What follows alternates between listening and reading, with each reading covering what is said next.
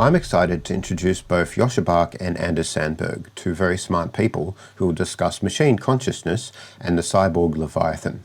What happens when AI becomes a conscious, mind-like civilization scaling infrastructure? Hi, Anders. So glad to see you. That you learned about at this moment. I just summed up the machine consciousness hypothesis for our audience, and I got to the end of it, and very glad that you are ready to join us for a discussion. Awesome. Yeah. Yeah, I wish I was certain what consciousness is. There are so many good options for it, and I'm just getting so confused about them. Mm-hmm. So tell us, what do you think consciousness is? So the obligatory start is, of course, saying, oh, suitcase word we're using for a lot of different things. But the really interesting thing is the phenomenological aspect. Why does it feel like being something when you're that something? At least in the case of conscious beings like humans. And that seems to be getting at this weird question. Are qualia naturally bound to the processes we do in our cognition, which some days I tend to think that, yep, that sounds good. I'm kind of a happy functionalist. I'm happy to say that we should be getting qualia even in computers, especially in brain emulations, since that's one of my hobby horses, but presumably in other software too. Other days, I'm kind of thinking, no, they're just something universal. They're in everything. My table is also conscious. It's just not doing particularly much. And then I start thinking, panpsychism, that doesn't seem to be answering anything either, actually. Mm-hmm.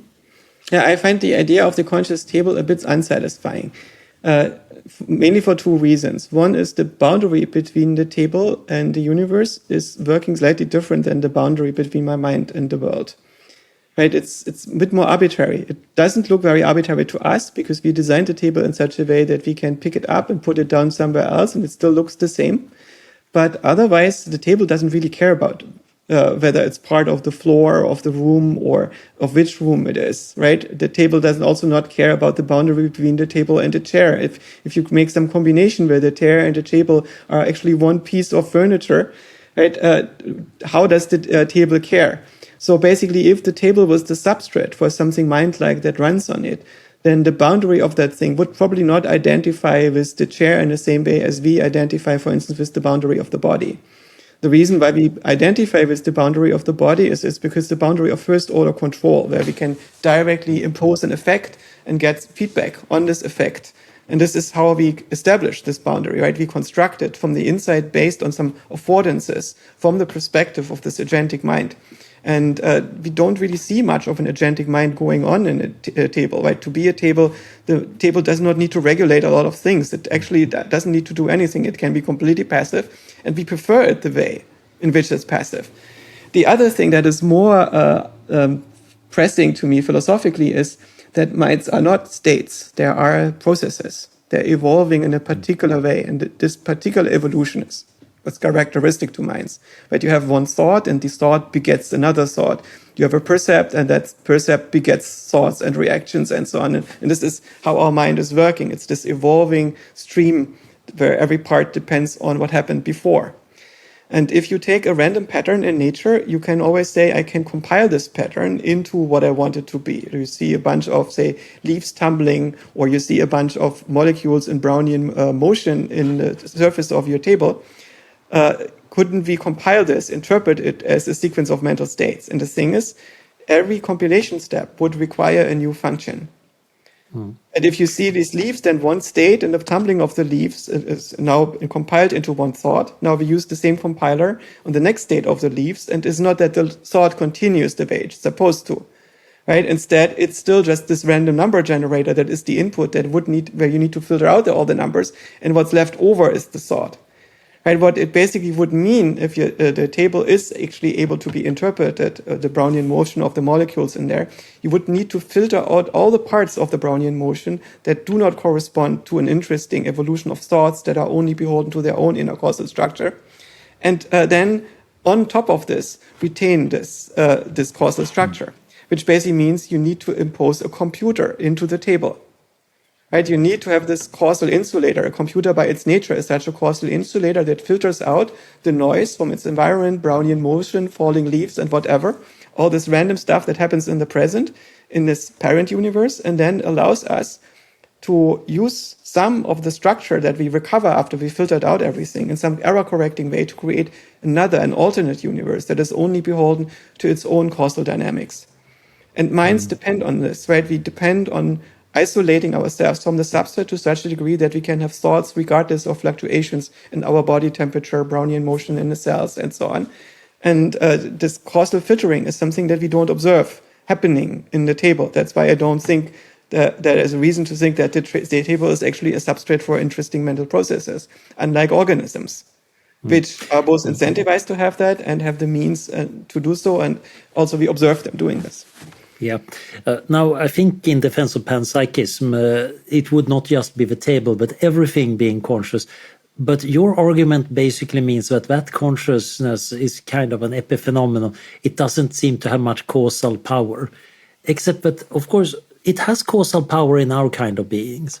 It makes certain kinds of people to create conferences about consciousness or talk about it, which is interesting because there is an infinite number of properties that we don't have, that we don't talk about. So even if you argued that, yeah, actually zombie philosophers would be having consciousness studies, it seems a bit weird that we're singling out consciousness. And indeed, it seems to be actually relevant for quite a lot of what we're doing.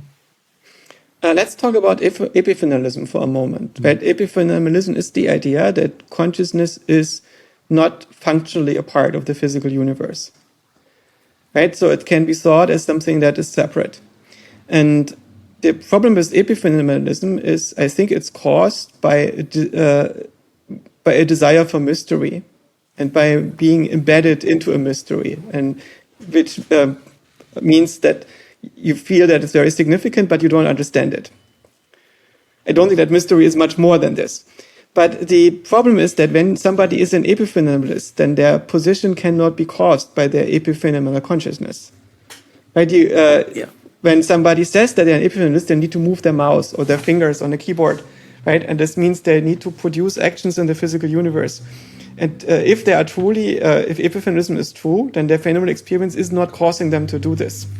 But it's some other mechanism, and their epiphenomenal consciousness is sitting wide-eyed, seeing to the epiphenomenalist spouting these things and saying, oh no, my consciousness is actually subtly different from what this body is saying, right? Or this is a very awkward situation. Basically, epiphenomenalism does not cause you to be an epiphenomenalist, and this means you don't actually have to listen to the arguments of an epiphenomenalist because they're unrelated to their consciousness.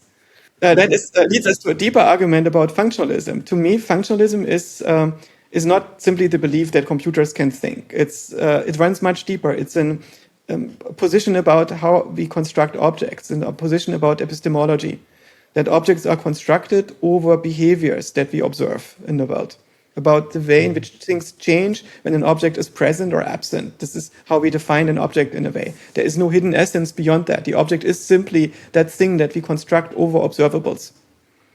There, of course, exist objects that we don't construct over observables, like unicorns. We construct them over stories that others tell us.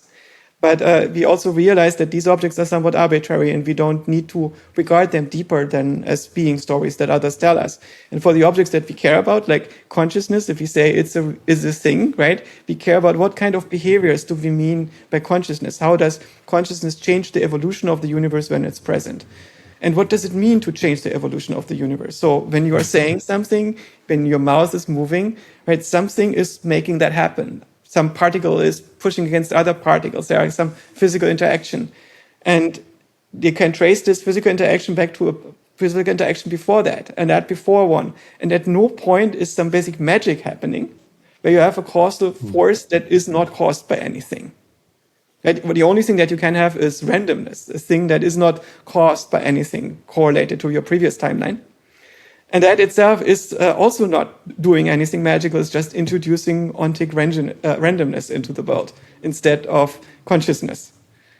So I don't see an alternative to functionalism. I just don't see a way to get out of functionalism. Do you see a way to do that? Not really, because most of attempts of avoiding that seems to be, okay, there is some substance, whether it's a very substance-like substance or something more abstract, that is doing the job. But then the question is, so doing the job, okay, we need to describe that again.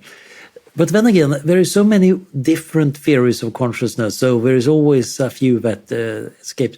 I think we're both on the fairly same side, that we're both mostly functionalists. It's just that I don't think I'm very good at philosophy of mind, so I'm always very skeptical of any of the thoughts I have about what's going on in minds. Simply for the empirical reason that past evidence shows that I'm bad at this. Can you tell me a moment where you realized that you're super bad at philosophy of mind, but somebody else was super good, and you changed your thinking as a result dramatically, and now you're mostly listening to that person?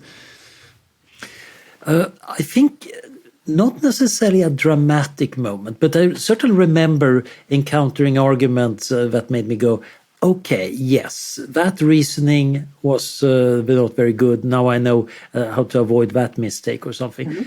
For example, I'm not buying Putnam's Brain-in-a-vat thought experiment very much. I think in his thought experiment, the brain thinks about snow, and the big deal is, of course, that the snow the brain thinks about is not actual snow because it never really seen snow. And I realized, okay, I'm not buying that argument. It's a nice philosophy paper argument, but I can kind of see that I'm not going there. I think quite often I noticed that the things that strike me most is actually not philosophy of mind talks, but neuroscience talks, or when somebody tells about a patient that had a weird experience, and I realize, yeah, minds can have that kind of experience too. That is quite often very disturbing, because most of our models of minds are, of course, based on how we think when we're sitting comfortably in our armchair with a cup of tea and feeling philosophical. But actual minds function out there in the real world. Sometimes it's very bloody, sometimes it's full of psychedelics, sometimes minds break in particular ways. And it's very interesting to notice that human minds quite often fail in similar ways. There are reasons why neurologists have terms for this, because we actually see these kind of patients every week. And that is telling us something about minds, but it also means that the actual structure of mind still remains somewhat unclear to me. Yeah.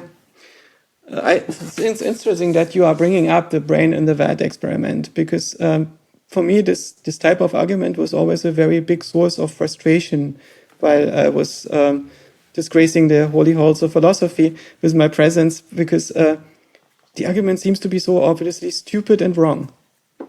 It's very obvious to anyone who thinks very superficially about it that you could be a brain in a vat. That you can put a VR headset on you and it overrides all your sensory perception, and you are immersed in an artificial world that only pretends to be in a particular way. And the fact that you build these representations while interacting with the physical world in the first place does not factor in the fact that they are represented in this particular way right now. It's only instrumental to this. The history of your representation doesn't really matter. It doesn't really matter if your brain is the result of somebody making a carbon copy of another brain or inducing the representations de novo artificially and so on for the sake of this argument. But some philosophers trying to find a way out of the brain in the vat by trying to construct a logical impossibility with motivated reasoning in the same way as happened in this debate. And then seeing all the philosophy debate downstream from it, not fixing this obvious bug, but instead, for the most part, the bulk of the discussion staying at the level of these relatively simple bugs in thinking. I found this very frustrating. And that's why I fail to have the same deference to philosophy of mind that you managed to preserve. And I think you're blessed if you're able to do this, because maybe I'm just too impatient and usefully arrogant to deal with this. It's also, as somebody who has been working in the field of AI since I began to think, basically, thinking in these terms, it seemed to be somewhat obvious that our null hypothesis should be that computers have the necessary and sufficient means to host minds in the same way as they have the necessary and sufficient means to host universes, as long as they're big enough. And right? And the computers are big enough. And this seemed to be the obvious null hypothesis. And the counter-arguments that I encountered were usually not very good. And it might be possible to construct counter-arguments, but it's very, very complicated. And I don't think that any of them actually really work. But the discourse is not about the interesting and complicated counter-argument, but it happens at a much lower cultural level where you have agreement, trying to achieve agreements within the status games of people who are basically part of an academic culture rather than of an intellectual culture. And quite a lot of the arguments are also fairly simple standard arguments. If you're in academia and debate a lot, you're probably also wincing every time somebody in the audience very smugly brings up a standard argument, as if this was a really devastating objection and they are feeling so good about coming up with this very clever thing, and you heard it 100 times. We all get it, whatever our field are. My particular annoyance is arguments against life extension. There are kind of a top 3-4 that always come up. And it's not the arguments themselves that I'm objecting to. It's the smugness people make them because they think that they have a really good one. Yeah, but maybe this is also something where humbleness is something that we all acquire by being surrounded by experts sometimes, and when we are not, then it's very easy to think that we are the only person who ever thought about these things. And as a result, we become somewhat overbearing and we annoy the true experts. By the way, do you think that, well, you've probably spoken to Stephen Hahn, Ned. I know I've spoken to him about your stuff, Joscha. But do you think that AIs can, or an artificial mind could ground their experience in a similar way that functionally achieves what we get from consciousness without actually doing the sentience part, without the raw feels?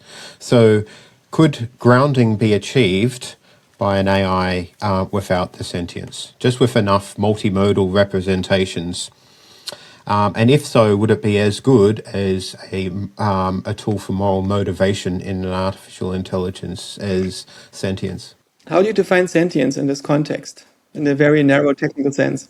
It can be other things, but I think it's access to the realms where we can actually feel and experience, have phenomenal experience of stuff. And I think that means access to raw feels, pleasure and pain, the goodness of value, the badness of agony. Mm-hmm. So what we would maybe characterize sentience as the ability to form certain types of representations.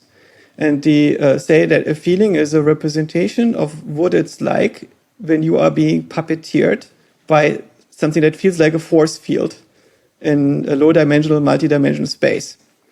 Let's say you have a feeling of heartbreak. And this feeling of heartbreak consists out of multiple things. There is, first of all, the content. The content is a representation of you maybe having a partner that is betraying or deserting you. And that partner is very important to you. And there needs to be some kind of motivational gradient that is representing this, right? Some kind of cybernetic system that makes you beholden to that partner and the situation in such a way that you cannot easily escape it or displace your mental contents with another situation. And there is some sense of aversion, some pain signal that basically makes you want to escape the situation, but you cannot escape the situation. And so you are stuck in this state of feeling repulsed from the available behavioral space, which induces a sense of helplessness. And this particular content goes together with a somatic sensation. And that somatic sensation is spatial. It's basically, most people feel heartbreak in their chest region, and they feel it as some kind of a compression against a resistance, right? It's basically a geometric movement. It's stuff in space that is moving around. And that space is a simulated geometry that is being produced by some kind of classifier that is measuring the alignment between the system and the world, and then is projecting it into a model of that agent. So it's a very particular kind of representation. It's a simulated puppet that gets pulled on strings based on some outer system that is measuring its score and its alignment in the game with the world. And now you can ask yourself, is it possible to have an AI that is performing all the same tasks as you do when you have heartbreak in the same way with the same functions without simulating this puppet? And yes, of course it can. right? Because the puppet is just one of many possible ways in which to do it. And it also turns out that people can transcend this puppet. When your heartbreak becomes too large, you can decide to opt out of it. Maybe you have no choice. Maybe you get catapulted out of it because the pain is so large that it becomes unbearable and something cracks. And a part of yourself is dissolving and you get to see it from the outside. You're no longer identified with it. And suddenly you get to see the puppet from the outside and you realize it's just a puppet. And instead there is no such thing as heartbreak. There is just a cold, unfeeling, uncaring physical universe in which events are happening. And inside of this, there is this agent with a computational brain in its skull and producing a simulation of what it's like to be in this world and to perceive these other spirits in itself. And it creates the story. And the story is making it behave in a particular way, but ultimately it's just a model. And you don't have to be identified with that model. So what we are talking about is similar to Mary's room. The question to which degree you have to experience your knowledge in the first person in a model that is represented in a way that makes it suitable for that kind of representation. So Yes. you could have Mary's room in the sense that you have an AI that knows everything what is there to be known about relationships and about actions about them without actually going to the trouble of putting itself into the first person experience. Mm-hmm. Yeah. So what does that say about moral motivation? If an AI can do that, it may prioritize doing such a thing as not just as interesting as other symbols that it's got in its library. If we have an AI that doesn't experience pleasure or pain, would it be morally motivated to induce experiences of pleasure or well-being in itself or others? Imagine that you are a parent and you have a teenage child and that teenage child undergoes heartbreak. And you realize, oh my God, this is a bullshit relationship and it's good that it's over and so on. And you really do care. Or you think, oh my God, my child gets harmed for life and burned and it's going to be decades until they work through this trauma. Right? You don't need to have these first order emotions. As long as you care about the well-being of the child, you can still help to regulate and induce states and interact with it and mitigate and prepare and regulate. But the question is, can we have shared purposes with the AI? I think that is ultimately the deeper question. Can we integrate with them in such a way that we become hybrid units that go together into the future? Quite often it's of course very useful not to be in the first person mode. One book that I read with great interest as a teenager was Power as a Hobby by Tönnes Tönnesson. And it's basically a handbook in how to win at every social interaction. It's very cynical, it's hilariously written, and it contains quite a lot of profound truths. And one of the best ones about when dealing with people is to put on your doctor's coat. So instead of treating this as something that's about you, you're just observing the other guy. And yes, he's waving his hands around. I wonder what that's a symptom of. Let's analyze this. What's the diagnosis? That's a useful mode to be in quite often as a human. And also, as Tönnesson points out, you might not always want to be in that one. When dealing with your family, yeah, you can win every family quarrel. But do you really want to live in the family where you're always winning every quarrel? That's probably not actually a good place to be necessarily.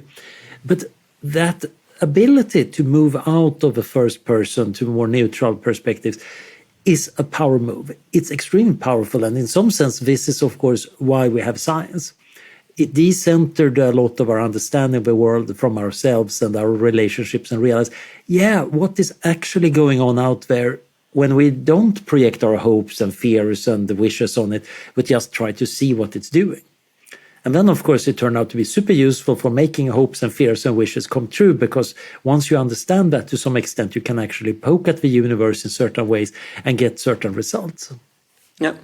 I think it's a very good point. A lot of people seem to believe that it's very important to gain enlightenment, that enlightenment has extreme moral valence and makes life much, much better.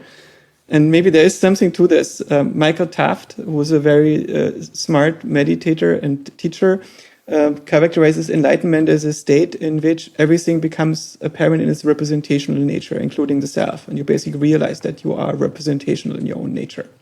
And this allows you to disengage, to transcend your personal self and the issues, and I think in the way in which you describe it. But what we also observe that a lot of enlightened people are absolutely insufferable. And it might be different when everybody is enlightened and you even the playing field, and then being not enlightened is just being childish. Yeah, but I think there's also an interesting aspect of that, seeing everything as a representation, because that might very well be how some AI programs are going to be treating the world. They're going to be kind of born enlightened, and then maybe they need to learn how to not be insufferable. It seems to be that the AI models already have multiple of those layers. My impression was when I was talking to GPT-3, and I asked it to simulate a discussion between Goethe and Hannah Arendt, it was all in. It was only creating the content of that text. And it was only this thought stream. And today's models have always these multiple layers in which they are simulating what it's like to write a story about an AI agent talking to a customer about obeying all the guidelines. And then this AI agent is writing a story about what it would be like if these people had a conversation. Right? And all these layers are online simultaneously. And in a way, this is also happening with authors when they write books. And it's an interesting question of where it ends. How many layers can you have simultaneously? Yeah, it's kind of like we built in Borges into our AI. It's all turning into this library of Babel. Mm-hmm. Do you believe that LLMs are AGI?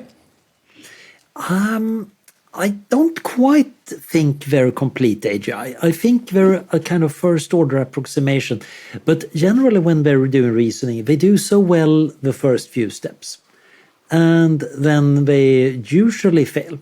And we have solved that, of course, by adding things like chain of thought and various reinforcement. So we extended this so they don't fail quite as quickly. And we're setting up infrastructures where they fix themselves and retreat back when they notice something going wrong. So we kind of extend it. But deep down, I think the core LLM structure, it's a little bit like the cerebral cortex. It's great at pattern recognition and doing some things.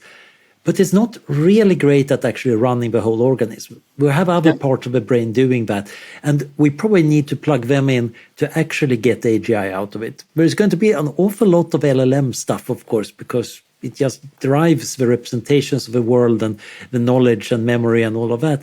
But I do think that we need something like a computational version of a basal ganglia that generates behavior and has a plan and can recurse across plans to really get to AGI. Yeah, one thing I noticed is that AI models have become much better at AI criticism than humans. I have not seen an argument by an AI critic that was not made better by an LLM since about GPT-3. And so maybe it's also something that depends on the discipline. At which point can you make proofs? At which point do you have opinions? At which point is it possible to have still opinions that are interesting and sound but out of distribution? If you don't work at the frontier of what can be formalized and proven. Yeah, and I noticed that today. I was working on a paper about Lagrange points in altered laws of gravity. And it's interesting because this is fairly well-trodden ground in classical mechanics. I'm somewhat happy that me and Claude managed to find a few new results. There's nothing major, there is nothing earth-shattering really, but it's kind of cute that we managed to find it in an afternoon of discussion. But we're also even more aware that we were so good once we found any result. Oh, that was proven in the 1800s. Yeah, that guy. And it's so interesting to notice that in this modern world where information searching is easy, you can also see entire old debates much more clearly. So one of the key papers from 1874 actually mentions that one of the main results might have been discovered some 50 years early by a French researcher, and he correctly names the researcher, but he also writes, and this is a letter to the Royal Society, that he couldn't get hold of any of the publications, so he couldn't check whether this was actually true. Now, of course, it's just a matter of a few seconds and I can totally get it, and it's incomprehensible French, but I can get it translated. So what is going on seems to be that information richness also means that we're much more aware of what has already been done. So quite a lot of what I was doing today was interpolating a tiny little bubble inside the classical mechanics. While what we truly admire is, of course, when we push the edges. the stuff where it's actually a lot of directions to go that we don't know anything about. And in particular, we tend to appreciate researchers that are good at pushing along the normal of knowledge, something that actually gives us a lot of extra knowledge rather than fixing the obvious things we don't know. But they're obviously not known. That's kind of trivial. It's not the Einstein-like breakthrough where you realize that, oh, if we go in this direction, we actually get to an entirely different piece of knowledge. Yeah. Our intelligence is very small, right? Very limited. We are not smart enough to understand a single cell in its entirety. Right? So either our intelligence is directed on large-scale phenomena that we only approximately regulate. So our mind's mostly doing politics instead of deep understanding of reality. And to get better at being a mind, we need to get to the level where we observe ourselves thinking. Right? So we develop tools of observation and an inner language to describe the operation of our own mind. And then we can gradually start to get a hold of our source code and improve it. And the AIs can help us with this. So when we are talking to the LLMs, we create some kind of hybrid arena with a system that has more potential than us. And at the moment, it seems to me that its potential is a bit limited by being imitative of human performance. For instance, we don't have true machine perception. We don't build systems that we just connect all the sensors to that we can cheaply build and that then make sense of reality. Instead, we give them media designed for human consumption, which means very low frame rate, very few channels, very few bits of resolution. And that would not be necessary, but it's just an artifact of the available data and the courses that our systems are taking and the applications that we are envisioning at the start. But there is this question, if we build minds that are much, much larger than ours and that have more capability, how can we hybridize with them? Is there an inherent limit to how well we can connect to this larger thing? And is it already visible in the different ways in which people are able to connect to the AIs? Or is our minds generally extensible?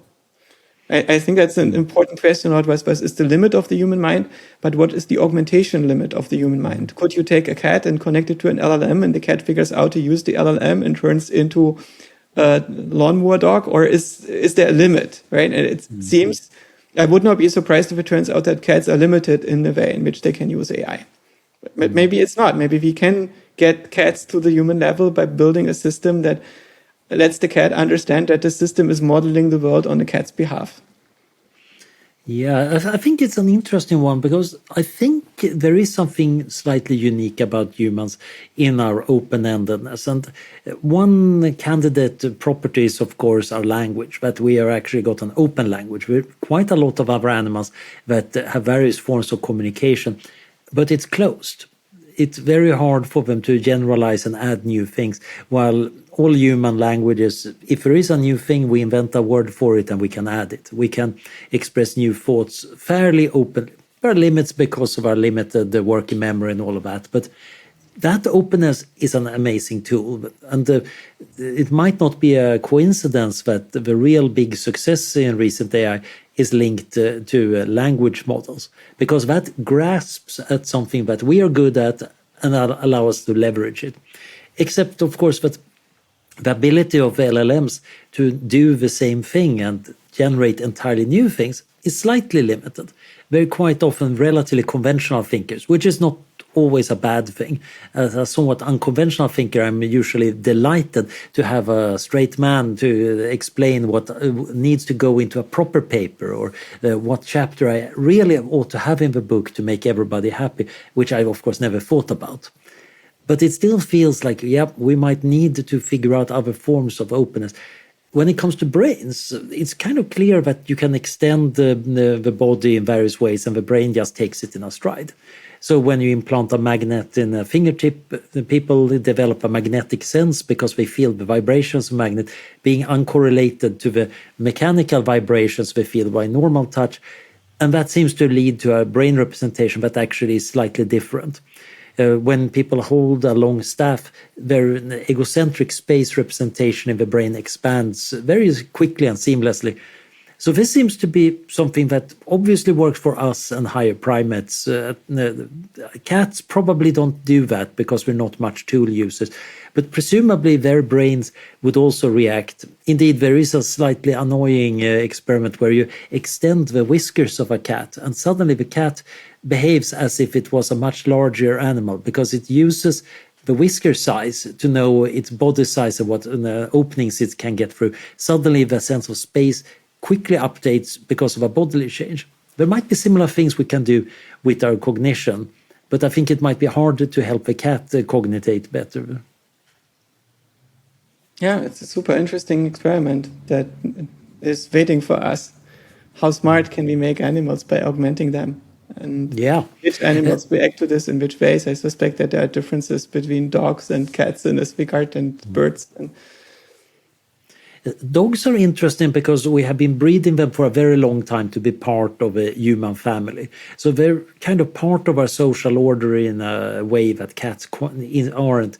And partially that's, of course, because dogs are pack animals, so it's not terribly hard to get them to move into a human social hierarchy, and then we've been going for that. While the cats, well, they're sharing our houses and they're putting up with us and vice versa. But there haven't been that intense breeding for being part of a social structure. So it might very well be that some of our animals are way more open for some of the aspects. So it might be that social agents and dogs might go really well together, or not. We haven't seen. I don't know if anybody is doing LLMs for dogs or the chatbots for dogs, but it might be an interesting thing to try. I know, right? I would like to go to this question to whether our language is really all that open-ended. It seems that we have limited vocabularies in that humans typically don't know more than 20 to 50,000 different words. And we also don't get super old. Our capacity is quite limited to form concepts per hour. And so the symbolic universe in which we are in seems to be quite brittle and limited and depend on a deeper perceptual universe that we are on. I think this is also reflected in philosophy of mind, starting maybe with Wittgenstein, who had this idea of turning English into some kind of general programming language. And then at the end of his life decided that it didn't work because he did not know how to fully ground the semantics of language in reality. And you could argue that this thing preempted Minsky's logicist program by a couple decades, Wittgenstein's thinking there. And it's also reflected in the rejection of Chomsky towards AI, because Chomsky, I think, erroneously understood that minds have to operate in language that has the same low resolution and brittleness and degree of compositionality as human spoken language, instead of thinking about the deeper representational structures. And it also led to a lot of this symbolic versus sub-symbolic cognition debate in AI, which I think is a total red herring. There was the physical symbol systems hypothesis by Newell and Simon, who argued that a computer can think because physical symbols are sufficient and necessary for thinking. And it's in some sense obviously true, because you can build a symbolic system like a CPU, and the CPU is executing arithmetic, and the arithmetic does linear algebra, and the linear algebra does a neural network, and the linear neural network is then learning logic again and symbolic thinking on a higher level. And the computer is still fast enough to have all these layers there simultaneously. And so you can switch between the symbolic and the sub-symbolic stuff in the same machine multiple times on successive layers. But you can't do this in our own mind. There seems to be a sub-symbolic layer in our mind that is implemented in the statistical patterns of firings between the neurons. And then on top of this, you learn the symbolic operations, or you emulate them to some degree. And then you build symbolic languages, and these symbolic languages themselves are not tight, powerful, fast, and detailed enough to run a neural network again. And so I cannot use my natural language that I learn as a human being to execute geometric simulations in my mind. But I can do this with a computer language, right? I can take a computer language that has a similar cognitive complexity as a human language. When I write it down, I can construct sentences in this computer language, but the computer language is powerful enough to run geometry in it. And so this is the fundamental difference that applies to humans, but it doesn't apply to AI.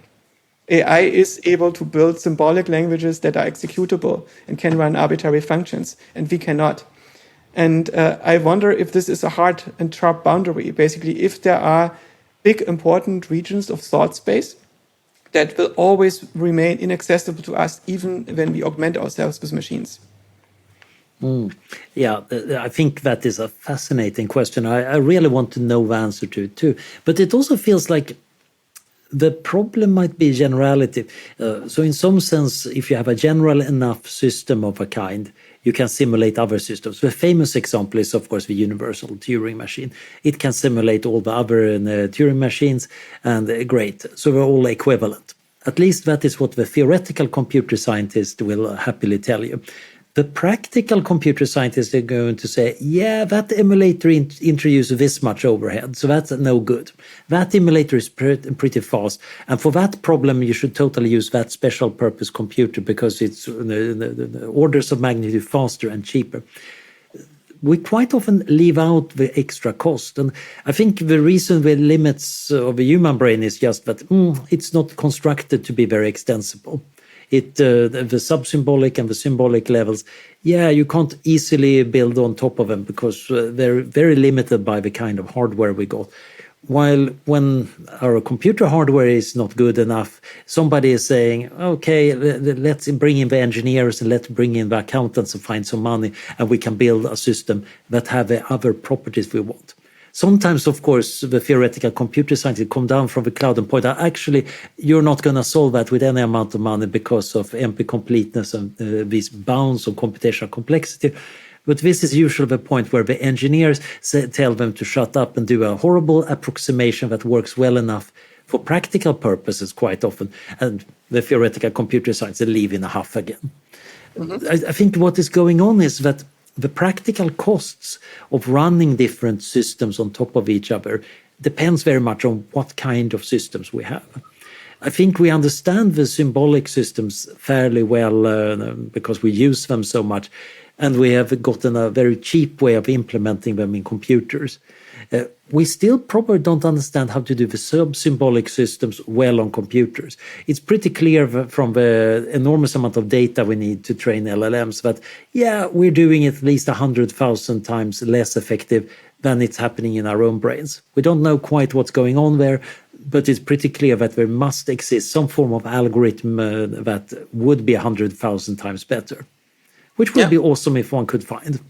But it seems that we are able to extract what's in the data already, right? So there are probably better algorithms that run on architectures that are more harmonic with the algorithms that we run them on. But for instance, Blaise Aguirre describes in his recent book, What is Intelligence?, how Google Research built an LLM that was only trained on YouTube audio. And they got this to the level of, say, a 4-year-old child. And not just in terms of audio in, audio out, it was entirely auditory, but also semantic processing, problem solving, and so on, based on 7 years of audio. And he argues that this is, of course, a lot more than a human child of 4 years needs, because a human child is not listening to language all the time. But it's, I think, very impressive because it didn't have other modalities but sound. And it was not correlated with images. The audio was probably not a cohesive story or anything. So it basically had to infer all these communication contexts of what it means to be an agent that talks to another agent on the long tail of all the data that it got there. And so it seems that our algorithms are pretty good at noodling the entropy out of the data already, right? It's just that they could be more efficient. And that's not surprising because our architectures are still handcrafted. Instead of being involved in a very flexible substrate. But there is a fundamental difference in our computers and our own brains. Imagine that you don't have a GPU in your computer. That is not a big problem. You can run everything on a CPU. It just takes more time. And so as long as you are willing to wait for long enough and buy enough GPUs or CPUs, right, it's not an issue because the thing is deterministic, which means you can scale it up in an arbitrary way. You know that the result that is done by a unit doesn't get worse. If the unit is smaller or older, it's still the same result. And you can define an interface that allows you to scale in a way in which you cannot do with brains. There's probably stuff that is very idiosyncratic to the cerebellum representations versus the cortical representations that makes them not entirely fungible against each other. And so it's a trade-off that you have to make when you build this kind of architecture. You can only scale it to a certain point, and beyond that point, the representations don't work anymore. Mm-hmm. And generally coming up with good representations, that is quite often, of course, in human intellectual work, one of the strokes of geniuses. Many of the absolutely best thoughts have been all about representing a problem in a new way, and suddenly the problem essentially just solves itself. But finding the representation was very hard. On the other hand, the representation we get in AI is kind of demonstrate that, yeah, actually some kind of stupid stochastic gradient descent method and a lot of compute can get at these representations. It's just that it takes a lot of time, especially when it comes to grokking. It takes a ridiculously long time, and it's a little bit shocking when it happens. And that, I think, is one of the biggest surprises in cognitive science in the recent years. That was probably not what anybody would have predicted would happen. That, okay, you can actually do this generically using enormous amount of compute, but also that it takes a long time even with the compute and then happens suddenly. There is something very odd going on there, and I think our underlying theory is just lacking. Obvious. The obvious thing that we are missing is that we cannot compare the theoretical limits that are necessary to simulate a single neuron and scale it up with the number of neurons, synapses, and whatnot to estimate how much compute we need. But we need to look at the performance of the system. And it's in the same way, it's also impossible to run an H100 on a human brain, because the human brain is so indeterministic that you would need an astronomical number of them before you could run even a Commodore 64 on a human brain. Yeah. So this is not comparable, but what we can see is the simulations of reality that the computer is producing versus the simulations of reality that our brain is producing. And I think that computer games have been roughly on par with what we can imagine for quite some time. And now let's think about automating the process that goes into writing the computer game, which is akin to building a cognitive architecture in your own mind that creates reality and learns all the objects. Right? And we see that this process of inventing computers, computer hardware, architectures for game engine, and so on, took relatively little time. It's really something that can be done in a single human generation by a few engineers. And so the amount of cognitive effort that goes into the automatic search for a good architecture is probably lower than a lot of people imagine right now. And so basically this leads me to be somewhat optimistic. Imagine that we build a computer vision system on top of the Unreal Engine. And it works in such a way that the engine has to find a solution for a scene graph that combines the objects that are currently in the field of the camera and adapts them until the scene that you are generating in the engine is matching what you see in the camera. And then you track reality by just adjusting a few parameters in the scene graph. And this is a quite optimal representation, right? It's only using very few parameters to describe a complicated dynamic reality. And I don't think that we are technically very, very far from this. Yeah, I could totally imagine something like that being done. Of course, by today's standards, you would still need a pretty hefty computer to do it. Yeah, but to run an Unreal Engine at a good resolution, you don't need an H100, right? You can use a laptop. But the learning, turning the photo into the scene representation, that's probably going to be a tough learning problem. Except, of course, that once you've done a lot of training, it gets easier because now it's just inference. We train for years until we get there. Yeah. So basically, once you have that process, it probably goes very quickly. If you have a very well-trained model, then for any given new scene that you open your camera up to, it's probably only going to take a few seconds or parts of seconds until you have a convergence between the scene and the camera image. And so that itself is a learning problem that needs to be solved in the first place. But once it's solved, it's probably relatively cheap to adapt in most circumstances. Yeah, and we can then copy it, of course. Meanwhile, of course, babies are solving this as they're growing up. They're also learning roughly the same thing, except that they don't start out with a good scene graph representation. The mystery there is, of course, how we develop that one too. But in their case, it's probably much more a question of, okay, first let's untangle the visual world, and then as we start moving around and touching things, they start building up some kind of representation of the spatial relations. So they I would need to do imagine a they little start bit with of that. extra work, but they're also more data efficient. So the way in which I would start is probably with a sense of up and down. So you have a stable axis, which might also explain why it's so disconcerting when you lose the sense of up and down, this vertigo that gets induced. And then you build a body map, because before you were born, you can already feel stuff touching your body. And just by doing a co-occurrence statistic, you can make a map of your body surface.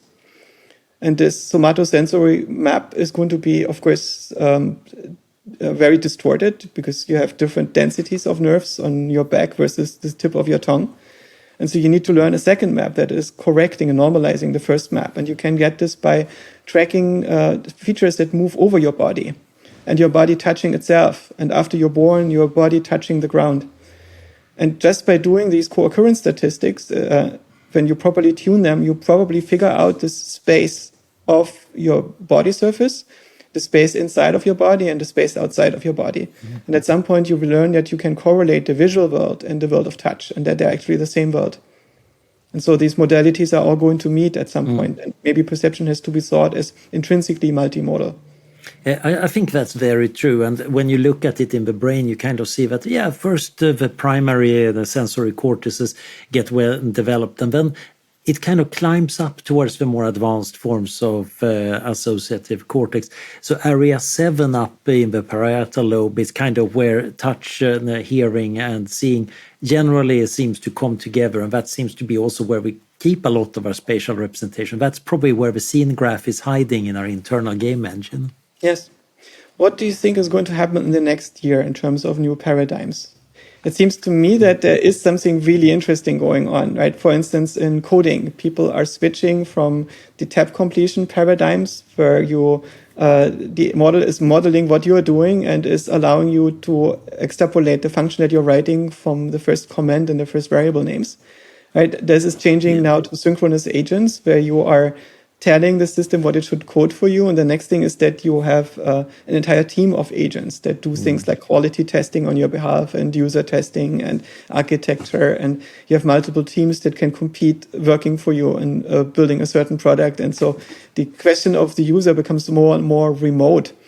So computer use is changing. Another thing that I thought was super interesting was WebSim, which was mostly an art project. It was simulating an alternate universe, basically an LLM, not generating text, but the HTML of a browser into a parallel universe. And you have an entire internet that's being generated there of interlinked websites, and you just enter the URL, and the LLM invents behind the URL what the website should look like, including hyperlinks and graphics and so on, and builds you this window into this alternate cosmos. And that's lovely. You could also use this to emulate an operating system. And so the LLM starts to emulate a computer with apps and emails and whatnot on your machine. And now this new thing with Claudebot is happening, right? So what's the next thing? What are we going to see in the next year? What do you think? Yeah, so I think the boring practical thing is, of course, you have a cutting edge, you have early adopters, you have a mainstream, etc. So right now people are moving in away from the pure vibe coding into, okay, we are using Claude Code to do stuff. And I think we're going to see a lot of work on how do you actually get the skills of running a herd of bots in the right way? How do you debug a herd of bots? And in real life, this is, of course, how do you lead a group of people? But here they're not people. They're little imps. They're doing things in a somewhat single-minded, fallible way. And I think there is an interesting problem here that the skills needed for that are very different from the skills needed for good prompting and the skills needed for good programming. It's an entirely new set of skills. Meanwhile, I think the cutting edge is probably by induction going to run into new ways of doing it that requires even more different skills. I think the key part is actually having a good imagination of what you want it to do. So I found it fascinating to try to use Claude Code because I realized that the bottleneck is me coming up with interesting projects. And then letting them loose and then figuring out how do I now redirect them to do it well. For example, I'm trying to make an enormous poster showing actually the different areas of the brain and the connectivity, a bit like that poster with the chemical pathways inside the cell. I want to make something equally complicated and awesome, but also supported by all the neuroscience literature. And it works reasonably well, except for one problem. Aesthetically, it's absolutely horrifyingly bad. And one of the reasons is, of course, these coding systems are not yet very multimodal. They're somewhat multimodal. I asked Claude Code to make a visualizer for quaternionic fractals, and it did it. And it was not just the coding, it actually observed whether the output looked complex and fractal or just like a mush of color, which was very useful for debugging because it was failing at first, and then it figured out, okay, now I see a fractal. It still didn't have a great aesthetic sense, which is kind of irrelevant for the fractal. I can tweak that. In making that gigantic graph, we actually need more of an aesthetic sense, and that integration, I think, is lacking. I'm starting to feel that multimodality might indeed be a really essential feature for doing anything important. So that might be the next paradigm. The problem is that's really costly. It's also very hard to get data on code and vision that work together. So that, again, our current data-intensive paradigm might not be well enough for that. I noticed very early on when DALL-E 2 came out, I generated Boch's set of fantastic creatures from his famous book, because nobody had done a fully illustrated version. And it gave me a good sense for what was going on in the latent space of the model and how to control it. And I realized that a number of fantastic creatures are very difficult to create. For centaurs, because they tend to always converge into a person and a horse, based on the early versions of the diffusion algorithm. But the main issue was if an area is too well explored by human artists, then the results are often bad. Because the majority of human artists are not very good. And so basically the more commotion you have in a particular space, the more training data you're going to have that is not good. And so it was very difficult to get a mermaid that didn't look terrible. And if you wanted to have a good-looking mermaid, much harder than getting a good-looking, Minotaur, what you had to do is to ask for a classical one or in the style of a particular illustrator or something else that qualified it to be in a niche that would have a higher barrier of entry. And so I sometimes wonder if we should do the same thing for social media, maybe create a social media platform that requires you to speak a new refined form of Latin that you invent especially for this form of social media platform. And we could have a similar thing basically for the entire curation process until we are able to develop AI that has intrinsic taste. Yeah, taste, I think, is a really interesting problem because in some sense, that's just what most of the neural networks are doing. You're looking at a lot of examples, you're getting an evaluator for it. But of course, you need to have some guidelines on what actually is good and bad. And when it comes to pure aesthetic taste, this is, of course, a very complicated qualitative thing. But even getting good taste for successful physics or successful software, there is not just that the code runs well or that you can sell it, but it also quite often it should break new ground in a way or another. And it feels like some of that might be possible to curate. Some of it might be possible to measure, although Goodhart's law might, of course, be lurking around here to really mess this up. Yes, but ultimately taste is computational too. There are going to be optimization criteria for taste. Yeah. And I fear the risk is, of course, that you get optimization criteria that are very narrow. A lot of the traditional societies have very narrow taste. It's very formalized. It's a little bit like the academy painting of 1800s that define taste in a very strict sense. And in a way, we should be very grateful that some people broke free of that and said, no, there is a bigger space here and we can develop tastes along that, even though that meant that aesthetics as a philosophical subject kind of died because it was just so embarrassing that everybody had Pan, Van Gogh and so on. Yeah, but maybe time in the sense of an era is also a space like others. Right? In order to get a certain degree of quality and refinement, you need to give it time and space in which it can exist in isolation. And if you are locked into the same space, it's very strangling. But if you have the freedom to move across space and time, then it's beautiful to see, oh, there was this era that really went for this style of painting and went all in and did this to such a degree and did it at the expense of everything else. But as a result, it really figured out what it wanted to have in this particular narrow subfield. And so I think what AI is also doing, it just allows us to break out of this. In a way, we become the thing that is traveling across space and time now. And that can integrate a lot more stuff that before required generations of specialization to really go into, and we now reap the fruits.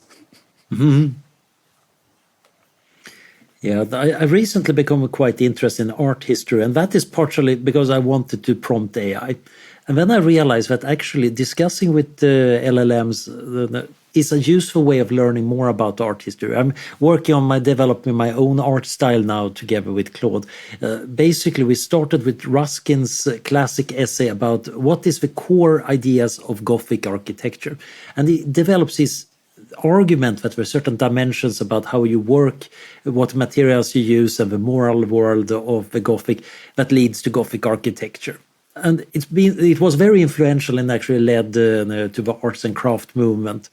But Claude and me started playing around with applying this line of thinking to different art styles, trying to distill out similar dimensions. And we ended up with a slightly different ordering. Ruskin might not have bought all of that. But then, of course, my purpose was extrapolation. I didn't want to just understand, for example, punk better. It's cool to apply the Ruskin-style dimension argument to punk, and it actually works surprisingly well.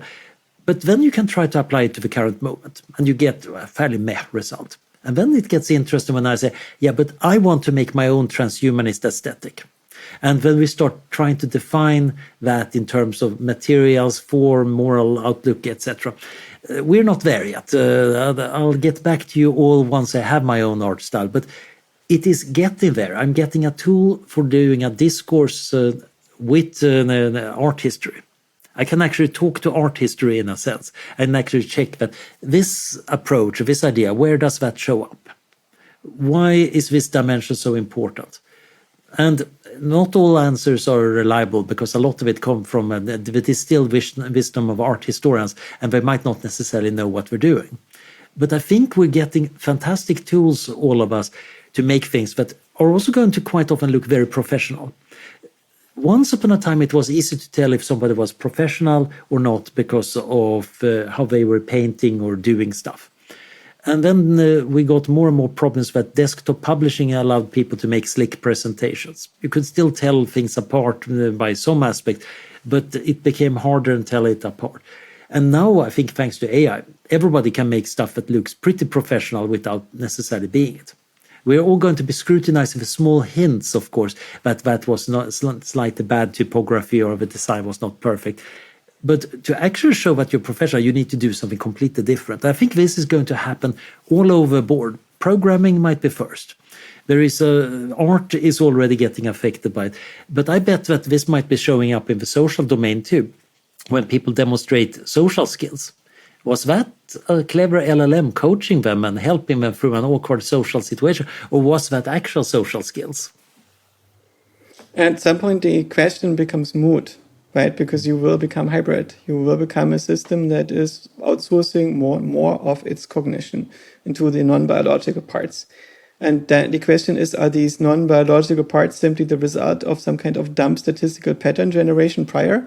Or are they the result of reasoned first principles thinking that is adaptive and conditional on an understanding of reality that is constantly evolving?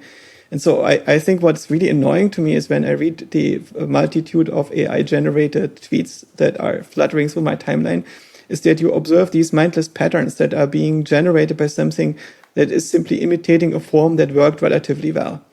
It's also a certain type of attention-generating headline that makes me want to filter it instantly out, because I realize everything you need to know about somebody X. executing an algorithm on me, and I'm not interested in being the object of the execution of that algorithm. I want to have this living, creative interaction in which everything is evolving.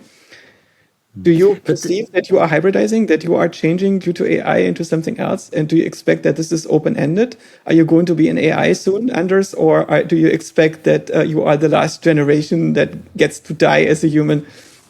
Yeah, well, when I'm hoping to be as I said on the Extropy Free conference somewhere in the mid-90s, when I grow up, I want to be a search algorithm.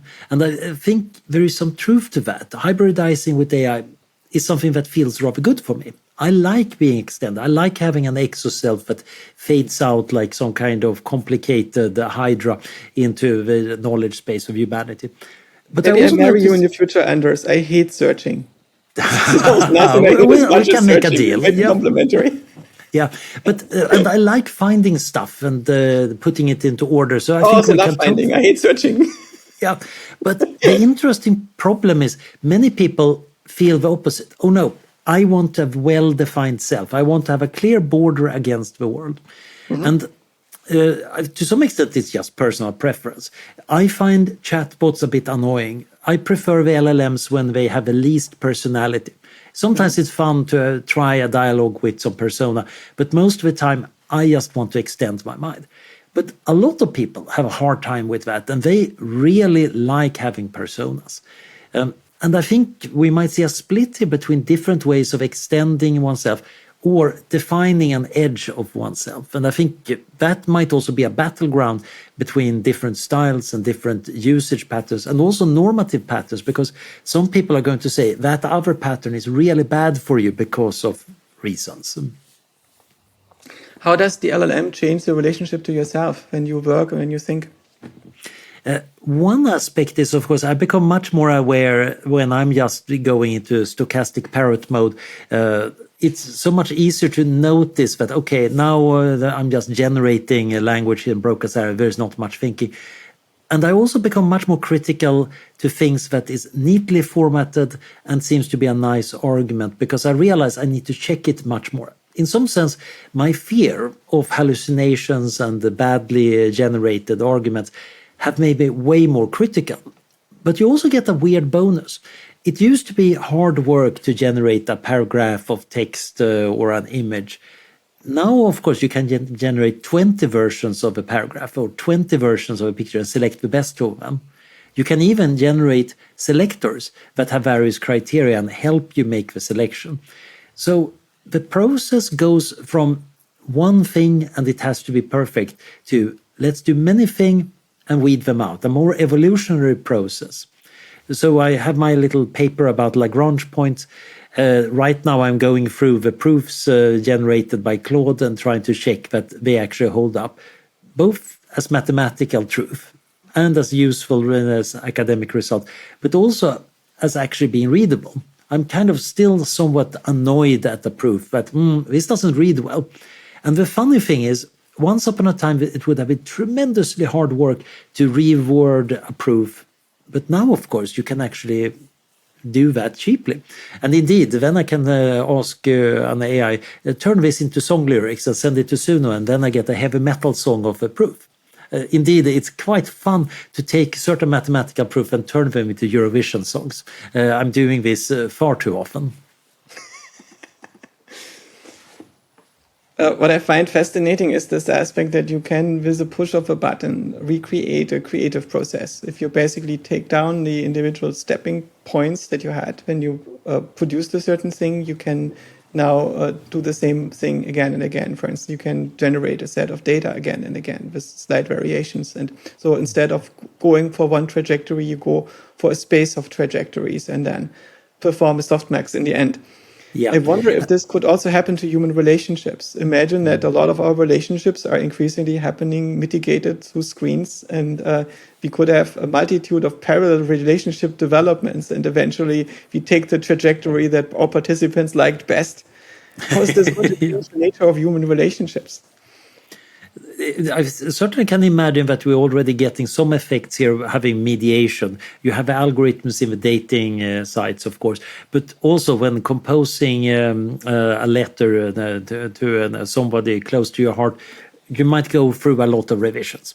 That's, of course, a classic trope in traditional writing about the numerous revisions of that love letter. But now you can actually play around a lot more with it. And maybe also do simulations. Right now, we're decent at simulating other people we know well. And that's, of course, both for good and ill.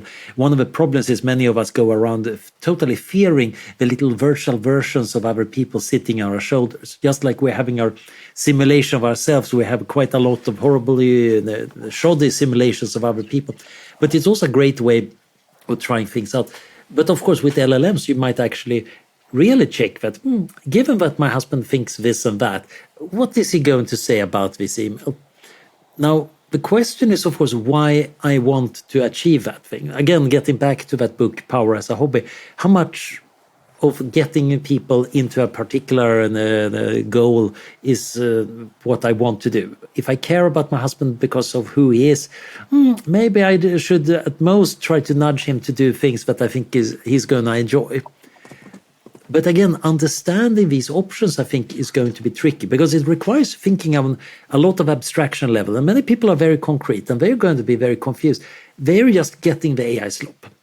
The AI slop is bad because it's not particularly well selected. We appreciate the well selected stuff. Then it stops being slop and it becomes evolution, curated, and then the masterpieces. Okay, I looked it up. Power as a Hobby by Tunis Tunisson. Yeah. Publisher is Scandinavian PC Systems, Sweden. It's currently not available. It seems to be very specific Swedish literature. Yeah. Initially, I misread the title as Power as a Hobbit, which I thought is also funny. Yep. It's very odd. It got the Scandinavian PC System used to be a publisher of handbooks for computers in the 1980s. And the one book that's not about computers is by this guy. He's also the guy who wrote a bunch of books about popular mathematics. I'd actually learned calculus from one of his books. They're very good, popular science. And this is the one book about social manipulation. It's really odd. And then it gets published by a computer company. There must be some weird backstory here. Yeah, I suspect it's just hacker culture.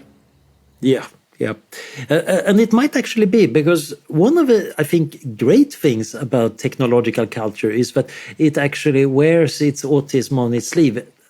As I quite often try to say, if you haven't got autism, you better learn it. You might want to learn how to think like that. It's actually very valuable for getting computers to work. And it also leads to that interesting observation that, I don't understand other people. Maybe I can solve this by figuring them out or learning about it. This is a very valuable thing because you're going to get better at some things at least. Many people are convinced that they understand other people, which means that they never check whether their predictions or emotional reactions are any right. I have one friend who is a bit of a pickup artist, and he's absolutely convinced that he can read everybody around him. And it's hilarious because he's quite often utterly wrong, but he never checks that he's wrong. And he feels very smug that he's so good at this. Yeah, but of course he is invested in the outcome of his own model, maybe more than in the integrity of the model. But the funny thing is, it's not even the outcome that he cares about, because he rarely gets a good outcome from it. He just likes smugness, I think. But this is the outcome. He gets a state that he likes. It's a state in which he feels safe and in which he feels in control. Oh, yeah. And it's important for us. We need to feel that feeling that, okay, I know how to run my life well enough. Yes. So this also leads us to AIs that can help you run your life, right? The properties that you need to run a team of people stably when you are no longer coding, but when you are managing your virtual coders. That itself is also something that can probably be learned by an LLM that is monitoring your psychological states and your trajectory and see whether you're spinning out or not. And maybe the state space that you need to be in to be a productive manager is in some sense more limited than the state space that you need to be a successful programmer, where you have open-ended problems rather than the same regulation loops that you always need to keep plugged in. And I remember somebody saying management means solving problems that have known solutions. Leadership is about solving problems that we don't know the solutions for. And I think that is quite often a nice heading for what's going on. Good managers, they get the office to work. They get me to work on what I'm agree on working. But a scientific or intellectual leader gets you thinking about something. It brings together a team. Let's try to tackle this. They might have a great taste for a good problem. Some of them are at least good at getting the right people together. But we don't know where we end up. It's open-ended. And I think that also gets at one of the challenges in an AI-enabled world. Stuff that you can benchmark are easy to optimize for. But benchmarks are quite limiting for doing the really important stuff. And the stuff that is hard to benchmark for because it's so open-ended is usually important, but we don't know how to scale things that are great at it. I suspect a lot of it is about deeply understanding higher order effects. So basically understanding the systems that we are part of and understanding the evolution over long time spans and our own relationship to those systems. At which level do we want to play? What is the game that we are playing within the system? And ultimately, this is what wisdom is about. Understanding what you should be solving, what problems you need to address. And we seem to be a species that is much better at intelligence than it is at wisdom. Yeah. And in a way, this is becomes really apparent when you have a small child. And that child basically learns how to use a computer and how to hack passwords and whatnot. And it's much better at defeating your parental controls than Apple is at setting them up. And there's basically nothing that you can do as a parent to harden your computers against the intelligence of a child that at the same time is functionally insane and might empty your bank accounts or do whatever disaster can befall your family because it doesn't know what it's doing. And you have to physically lock away the router. And this is now mimicked in things like Claudebot, where you have this hyper-leveraged toddler that is able to do things relentlessly and with ingenuity, but doesn't understand the bigger picture. And it's a really interesting question. Can we give AIs a stake in the world so they do understand the bigger picture? There is a deficit in AI alignment in the sense that the people who are meant to align the AIs also don't understand, think in terms of this big picture, but they think that ethics is having good opinions, that ethics is something that can be understood as correct pronoun use or whatever, instead of understanding deeply, this is the world that I'm in, and these are the trajectories that are open to us as a species, and this is my part in it. Yeah, I think David Deutsch's idea about explanations might be relevant. So his point in the beginning of Infinity is, of course, that we are good at coming up with explanations. We're also very much empowered once we find a really good explanation, because most explanations are bad. But good, powerful explanations, they're basically models that allow us to predict things, to do new things, to explore. And then we build explanation on top of each other, and that's kind of where we really getting going. And he was, of course, very much skeptical about AI being developed just by benchmarks, because the benchmarks don't explain or tell that they have good explanations. Grokking is, in some sense, the moment where a learning system gets an internal explanation for some part of its domain. But right now, we're not optimizing for that. And it seems like optimizing for wisdom would mean getting good explanations that also grasp some aspects of how the world works and our place in that, etc. And that requires training on a very different thing than what the Claudebots are kind of experiencing. Yeah.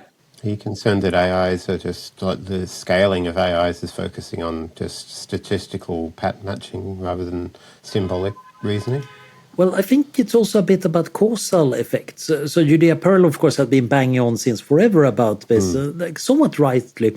And then, of course, a lot of people in the Valley would say, yeah, but enough correlation is functionally equivalent to causation, which makes every philosopher go, no, that's not how it works. And then the real question is, of course, actually, how well does it work in different domains? But good explanations tend to be rather strongly causal, and that tends to make them very powerful.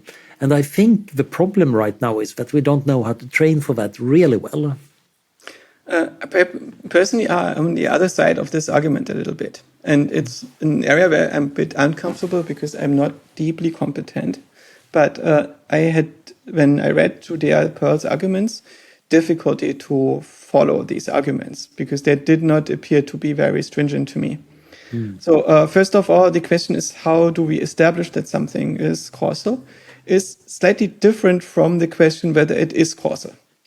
And I feel that the life sciences are sometimes conflating these issues too much, as in something is not the case if there is no evidence for it, and evidence being some kind of institutional process.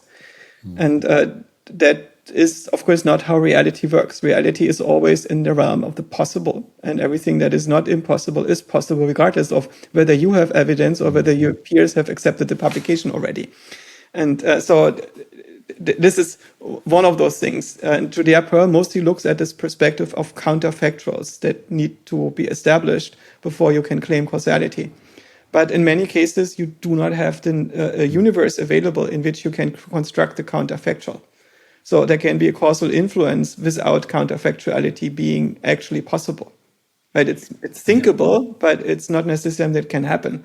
And so ultimately, I think causality is something else than what Judea Pearl makes it out to be. It's an artifact of our models that results from us splitting up the universe into separate subsystems that are within themselves strongly coupled and weakly coupled among each other. And so these strongly coupled subsystems, we call them objects, and they are interacting over the object boundaries. And this is what we call causality, the influence of the evolution of those objects upon each other via their surfaces, to which they transmit signals, information, interactions, and events. And this is just a way in which we model reality.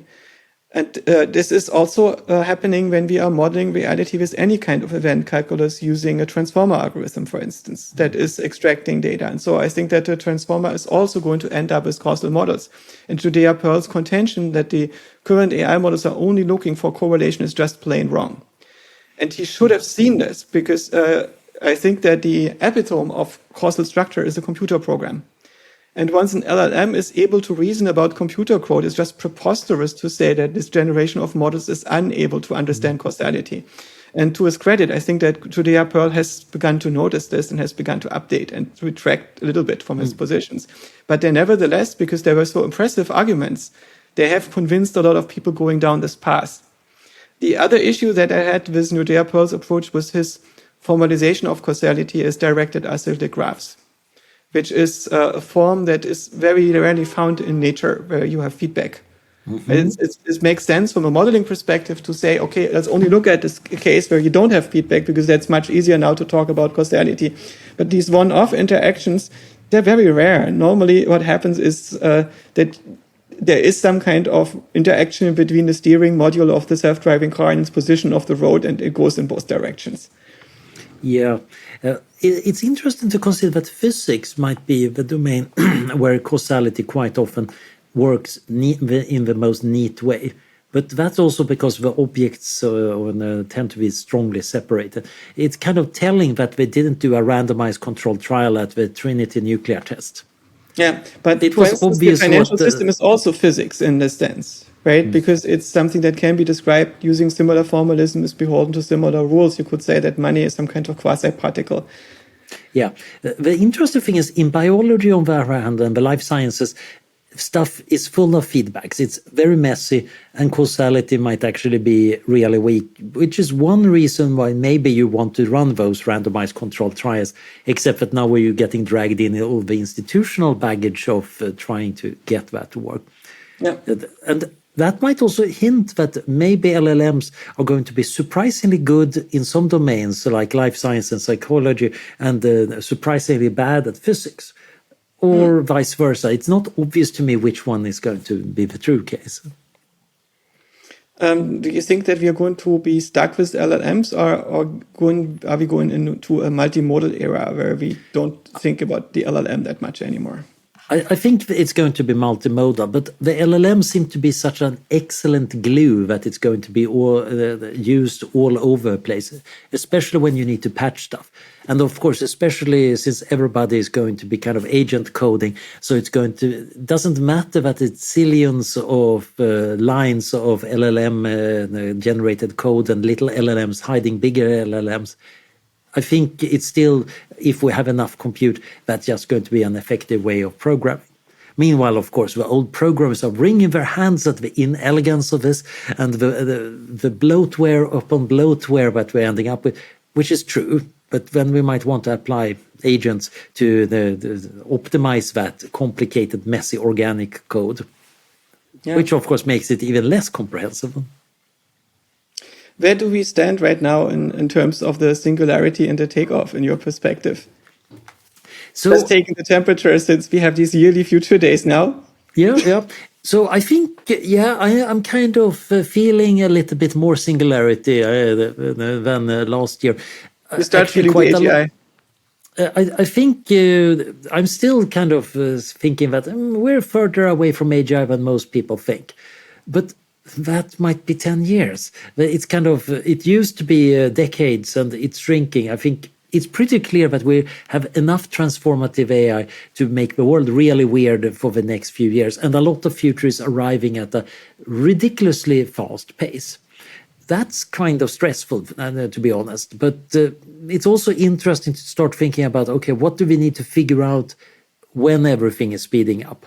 We kind of had a leisurely 2 decades before this when we were thinking about it as a theoretical question and built a little bit of institutions.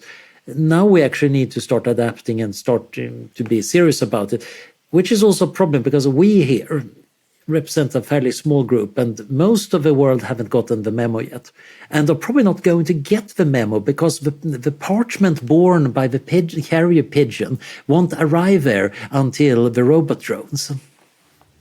Yeah, it's also a thing that these institutions seem to be falling apart at a faster rate that we can inform them. I wonder if we can start doing automated institution design. And this kind of gets back to that theme that I guess we were supposed to be talking about. Could one actually do this? Because we kind of need institutions. We can put institutions into software. And in the past, that was very hard and tended to be very rigid. I'm starting to think that maybe LLMs and similar systems, even if they're not full AGI, might be flexible enough to do more of that. So maybe we need to start coming up with a way of patching institutions or building new institutions at a faster rate. AI-generated institution building. There's also the question, what actually is an institution, right? It's a problem solution to the problem of coordination that requires specialization. So you have a small group of people and knowledge repositories and resources that are meant to administer a larger population. So specialization in the administrative capability and powers. And this creates a principal-actor problem where the agents of administration, because they don't own the system they administer, might not be incentivized to operate it to the best benefit of those systems. And if the administrators understand their incentives fully, then they become very bribable. If they act fully on their incentives in a system in which they don't own the system they administer, they become corrupt. And so this gets us to a conundrum where we basically want to be our incentives being regulated by people who don't understand their own incentives too well. That is a bit of a paradox that is very hard to solve, and that leads all sorts of problems in a democracy. And of course, the non-democratic systems have other classes of even more hairy problems of their own, right? How do you make sure that the administration is actually competent? And if it stops being competent, how do you make sure that it doesn't stay in power through abject terror? And How do you solve the succession problem eventually without burning things down and so on?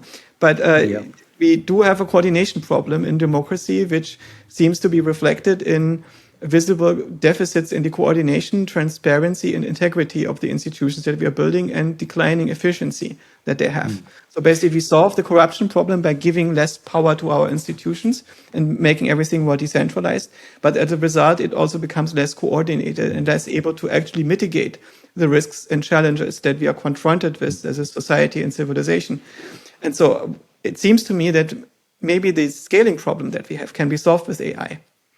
Yeah, I think at least the first order, the LLMs, they don't quite understand their incentive structure yet. So they can patch things first. And then we might also want to work on setting up the right mechanism designed for setting up these hybrid institutions that might actually be more solid against corruption and bribery. So ultimately, you can be the corrective as long as your motivation has integrity.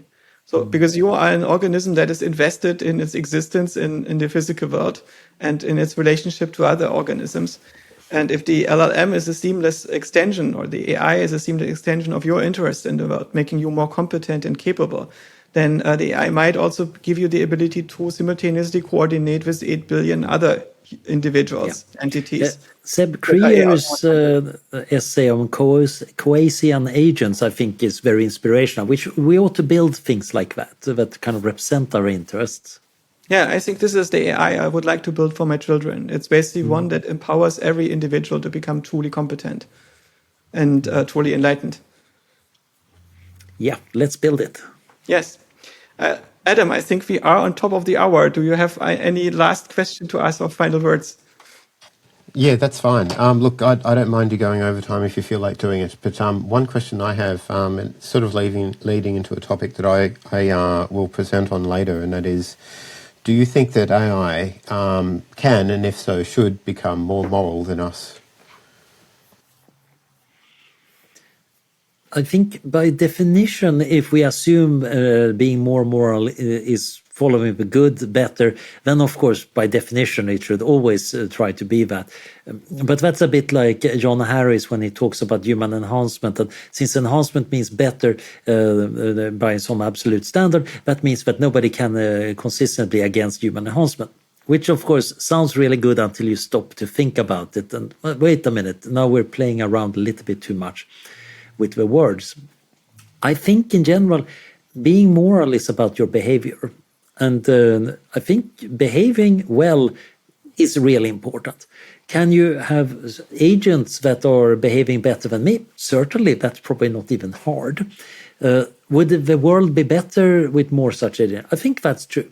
But I don't think necessarily you want to say that all agents must be working at moral optimum, partially because we actually have pretty big normative uncertainty. We have pretty big uncertainty about the state of the world. And that means that we probably want to actually maintain a fair bit of diversity. In the iterated prisoner dilemma, the evolutionary tournaments, it typically seems that, yeah, you want to have a few defectors around all the time just to ensure that it doesn't turn into all constant cooperation agents that then collapse. You want to keep a bit of resistance in the system. And I think the same thing is probably true here too. In order to get globally, on average, a very good outcome, you want a bit of diversity of morality, and you want to have always a certain risk of agents failing. Maybe because of error, maybe because of selfishness, maybe because we just like to poke at things. It's very difficult to define morality in a universal way, right? So normally the scopes that we use to judge morality are very local to our environment, our milieu, our present society, the present scope in which we are comfortable thinking. If we look, for instance, at the genetics of Scandinavian ancestry, we find evidence of hordes of Siberians invading and killing most of the men in Scandinavia, and then having offspring with the women in there. And so I suspect these waves of violent immigration that happened there would be something that would be condemned as immoral, not only by the people of today, but also by the people to which it happened. Except that Anders is the descendant of these developments, right? And so he also has some part of his are embodying the morality of the conquerors, of the ones who took the wives of the ones who were vanquished. And this is part of the evolution that we are and that created us. And I mean, it would be very sad if we wouldn't have had this conversation with Anders tonight. Just so some notion of modern morality would be preserved at some point back in history. So it's very difficult to say what is morally correct from the perspective of a self-organizing universe in which an evolution produces us as some intermediate stage of, or maybe even some local endpoint within some much, much larger development that is happening. So morality is actually very difficult. I also think that morality is often instinctive in the way that people basically have priors that they are more or less born in or socialized into, or a conjunction of those two, and that lead them to behavior that is a good heuristic shortcut in the environment in which they're in, but does not allow them to actually figure out what's right and wrong. And this actually figuring about what's right and wrong is more ethics than morality. And ethics is the negotiation of the conflicts of interest that we have when we have shared purpose. And so it's about basically modeling our deepest purposes. But modeling your deepest purposes, how does your relationship to God when you find out that you are actually a parasitic bacterium inside of the stomach lining of a tapeworm? And it can be very, very complicated. There can be so many levels of inflection in which you have systems that are serving each other or adversarial to each other and are embedded into each other. So individually, we can try to be immaculate, but we can also do this at the global scale, of the scale of life on Earth. But it's very difficult to have a general rule that holds fast everywhere and everyone. Well, yes, we could lean on pluralism, and Anders and both of you, maybe pluralism amongst all humans or all life. But pluralism doesn't solve its own collisions. And all complex systems, whether they're silicon or something else. Yeah. So I'm mostly trying to come to terms. What is my own morality? I basically observe myself to be configured as a Central European Protestant with the ethics of largely Hayao Miyazaki. And it's an observation of the way in which my traits have formed, and which Romanticism and Christianity and secularization and Enlightenment have shaped my acculturation. And then I can look at my life experiences and my biography and so on that have shaped my morality, and I realize it's very local. And I don't have one identity, I have many. I have an identity as a parent, as a lover, as a friend, as a philosopher, as somebody who is working to the best of my ability for the future of the species and consciousness on this planet. And still, my scope is very limited. Well, yeah, you can imagine there's a landscape of possible norms out there that AI might be very good at sort of mapping. If you had access to this landscape and you could see a trajectory where you could find where you are now and, you know, and where you might be able to go, and that place looked a lot better, would you traverse? The thing is that I am not actually important. I'm just a part of a substrate. I'm a carrier. Right? I'm one of the many, many brains and minds that exist simultaneously. And the fact that I am me is just a random happenstance in a way. So there is a larger thing that is much more interesting. That's this self-organizing pattern that emerges over all of us and that goes to some place.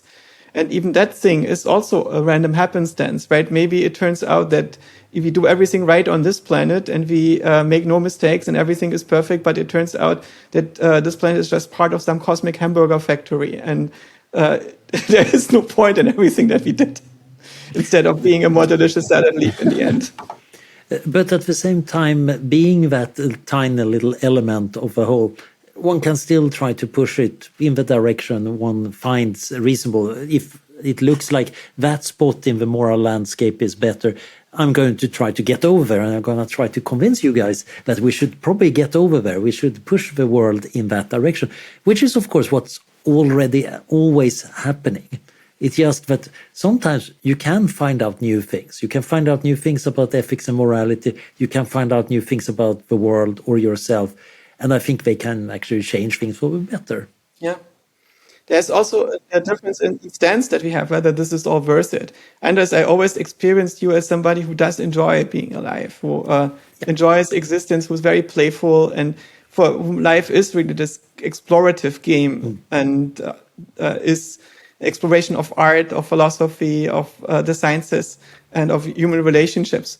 I personally find that I'm accidentally born on the wrong planet, and I find it mostly horrible. It's basically a planet where lots of semi-conscious creatures are eating the skulls off their faces all the time, and I would prefer to go to my home planet and not be part of this. I also see this as part of the necessary diversity. Ultimately, it doesn't really matter whether we like it. We're still part of the self-organizing forces of the universe that leads to minds, intelligence, and consciousness and sentience. But minds and consciousness and sentience and intelligence are part of the universe now. I mean, you know of the person-affecting view, but you know, if there's a larger system that's also important and smaller systems within us that's also important, what about the matrioshka-effecting-view? Right? We have to consider every layer of I think that is kind of true. Sometimes it might be that only certain layers need to consider themselves and might not care too much about the other levels. But I do think that recognizing that we're in a nested system is quite important. A lot of standard ethics is making things very simple because there are these atomic individuals and they're perfectly autonomous and rational, and we're all kind of thinking and behaving like philosophers in armchairs, and then they have various problems and you try to figure out what we're supposed to do. But things get really interesting when you realize, oh, they're not atomic, they have parts. They're different parts of the minds that actually work at cross purposes for various reasons. And they're part of groups that are part of societies, that are part of civilizations, that are part of the biosphere, that are part of the universe. And actually recognizing this complicated nested structure, I think it's an interesting frontier for ethics. The problem is that it's very hard, and most of academic rewards go to people who specialize. So environmental ethicists only care about the environment and rarely get over to the individual level unless it's about individuals' relationship to the environment. Meanwhile, of course, a lot of the medical ethics people, they're just thinking that the world kind of consists of patients, doctors, and hospital administrators. That's essentially the kind of beings that exist and so on. But the nested view is a fun challenge. It gets back to what I was saying earlier tonight about the problems of being part of a cyborg Leviathan. We're part of a system, but we're still fairly autonomous inside it, just like many parts of the multicellular organisms have a certain degree of autonomy, even though we're dependent on the system. And we're kind of interested because we're thinking parts of systems, and we have opinions about what the system ought to be, and we have some influence on that, perhaps less than we would like and maybe what we ought to have, but we can still work on it. I found there's an interesting TV show that is trying to look at these matryoshka levels, and it's the Japanese series Shogun. It's done by Rachel Kondo and Justin Marks. I think 2024, a couple of years old, and it's depicting the era of Tokugawa Ieyasu, who is about to unify Japan. Yes. And the story is being told from the perspective of a European pirate, who's basically us, somebody who is loosely Christian, but not strongly bound to the existing church, especially not to the Catholic one that is one of the more corrupt players in the show and has expansive goals of its own. He is mostly this romantic explorer who is trying to understand the world by being vaguely good and having human connections. And he is observing this Japanese culture of Bushido. And I think a big achievement of the show is not trying to modernize this perspective. It's trying to let it stand on its own ground, also in the way in which it looks horrible to us. And it's depicted on a deep level as these 8 interlocking connected layers in which you have a personal identity, you have an identity as an organism that feels and experiences pain, you have romantic bonds that you have in your biographical connections, you have your place in the larger society and within your caste and in your clan and so on. And all these layers have complicated protocols. And the European romantic is falling in love, and it's mutual, with a very beautiful, smart, ethical, deep woman who is embroiled in the stories of all these layers in such a way that she is going to have a very horrible destiny. And he basically wants to take her by the hand and take her away into a different life. And she tells him, if you cannot get free of yourself, of these things, of your own suffering and so on, you will never be free. And instead, basically, you have to disengage from all of these things and accept the fact that you are just accidentally a consciousness born into all these interlocked layers that you have to regulate simultaneously and that exist because of the necessity of structure and self-organization in the universe. And you have to play all these games to the best of your ability and figure out their rules and serve them to make this evolution possible. And the suffering of the individual consciousness, well, too bad. So would you lean moral realist, Joscha? I think you did sort of part like a gesture at that of the previous talk.